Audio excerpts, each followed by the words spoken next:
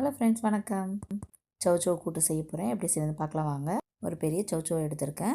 இந்த காய்க்கு 100 கிராம் அளவுக்கு கடலப்பருப்பும் 2 ஸ்பூன் அளவுக்கு துவரம்பருப்பும் எடுத்திருக்கேன். கூடவே ஒரு 2 பழுத்த தக்காளி கட் பண்ணி சேர்த்துருக்கேன். கொஞ்சம் மஞ்சத்தூள், 1/4 ஸ்பூன் அளவுக்கு சீரகம், 1/2 ஸ்பூன் அளவுக்கு விளக்கெண்ணெய் சேர்த்துருக்கேன். இது எல்லாத்தையும் சேர்த்து ஒரு 2 விசில் விட்டு எடுத்துக்கலாம். சௌச்சௌவில் தோல் எல்லாத்தையும் பீல் பண்ணிவிட்டு இந்த ஷேப்பில் கட் பண்ணி எடுத்துக்கிட்டேன். இந்த காய் பார்த்திங்கன்னா சீக்கிரமாக வெந்துடும். ஸோ கொஞ்சம் பெருசாகவே கட் பண்ணி எடுத்திருக்கேன். பருப்பு பார்த்திங்கன்னா பாதி வெந்துடுச்சு. இப்போ கட் பண்ணி வச்ச சௌச்சௌ எல்லாத்தையும் இதில் சேர்த்துக்கலாம். இன்னும் கொஞ்சம் குழம்புக்கு டேஸ்ட் கொடுக்குன்றதுக்காக நான் ஒரு உருளைக்கிழங்கையும் கூட சேர்த்துருக்கேன். இது ஆப்ஷனல் தான். வெந்த பருப்பில் காய் எல்லாத்தையுமே சேர்த்துக்கிட்டேன். உங்கள் காரத்துக்கு ஏற்ற மாதிரி குழம்பு மிளகாய்த்தூள் சேர்த்துக்கோங்க. நான் 2 ஸ்பூன் அளவுக்கு குழம்பு மிளகாய்த்தூள் சேர்த்துருக்கேன். இந்த காய் நீர்க்காய்ன்றதால தண்ணி விடும். ஸோ தண்ணி எதுவும் சேர்க்க வேண்டாம். ஆல்ரெடி பருப்பு வெந்த தண்ணி இதுக்கு போதும். குக்கரை மூடி 2 விசில் விட்டு எடுத்துக்கிட்டேன். அதுக்கப்புறம் ஒரு 2 ஸ்பூன் அளவுக்கு புளி தண்ணி சேர்த்துக்கிட்டேன். குழம்புக்கு தேவையான உப்பும் சேர்த்துக்கோங்க.